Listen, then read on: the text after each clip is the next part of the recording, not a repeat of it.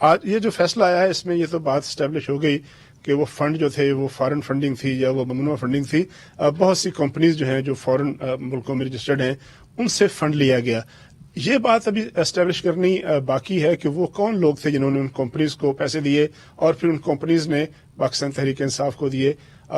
کیا یہ ضروری نہیں ہے ایک قانون دان کی نظر میں کہ اس بات کو ڈٹرمن کر لیا جائے, چھان بین کر لی جائے کہ آخر وہ کمپنیز جو تھیں, وہ افراد جو تھے, ان کے مقاصد کیا تھے, کیوں پاکستان کی ایک سیاسی جماعت کو پیسے دے رہے تھے؟ آپ نے سمجھتا ہے کہ اس سے دودھ کا دودھ پانی کا پانی ہو جائے گا؟ جی دیکھیں, الیکشن کمیشن آف پاکستان نے یہ جو فیصلہ کیا ہے کہ بہت سارے اکاؤنٹس جو ہیں یا وہ کمپنیز کے تھرو ہیں اور وہ فورن کمپنیز ہیں, ان کو اس کی بیک گراؤنڈ میں جائے بغیر انہوں نے فیصلہ کیا ہے. میں آپ کو 2 ایگزامپل دیتا ہوں ان اکاؤنٹس میں, اور اسی لیے مجھے لگتا ہے کہ یہ ایک کنفیوز قسم کا فیصلہ ہے اور اس کو چیلنج اب کریں گے تو وہ کلیئر ہو جائے گا. آپ دیکھیں کہ بہت سارے فنڈنگ امریکہ سے ہوئی. امریکہ میں بہت سارے پاکستانی ہیں جو فنڈ دینا چاہتے ہیں, انہوں نے دیے.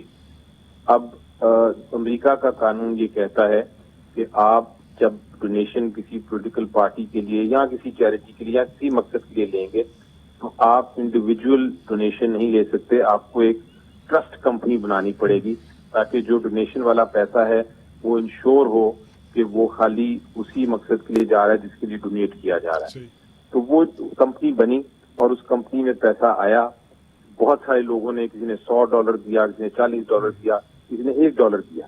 وہ سارے پیسے آئے اور اس کمپنی میں اکٹھے ہوئے اس کے اکاؤنٹ میں, اور پھر وہ اس اکاؤنٹ سے ڈائریکٹ ٹرانسفر ہو گئے پاکستان میں پی ٹی آئی کے اکاؤنٹ میں. اب یہ اس قسم کی سچویشن کو کہا جب گیا ہے کہ یہ ممنوع ہے. میری نظر میں اس وقت یہ قانون تھا ہی نہیں, کیونکہ یہ 2013 کی بات ہے. یہ قانون کے کمپنی کے تھرو آپ نہیں لے سکتے, یہ 2017 میں آیا. تو یہ قانون جب کہ لاگو ہی نہیں تھا تو جو ایکشن کیا گیا وہ بالکل درست تھا, لیکن اس کو ایک غلط طریقے سے پریزنٹ کیا گیا. اور دوسرا ایک ایگزامپل آپ کو دیتا ہوں کہ ایک محترمہ ہے, ان کی شادی ہوئی ہے ایک پاکستانی سے. وہ ان کو پاکستان بڑا پسند ہے. انہوں نے کوئی $300 یا $400 دیے ڈونیشن. وہ تھی تو فارنر لیکن شادی ان کی پاکستانی کے ساتھ ہوئی تھی. تو آپ یہ کہہ سکتے ہیں کہ ٹھیک ہے بھائی, ٹیکنیکلٹی ہے, آپ اس کو ڈونیشن کو نہیں دینی چاہیے تھی, ان کو اپنے خامد کے تھرو ہی دینی چاہیے تھی. انہوں نے خود اپنے نام کیوں دے دی؟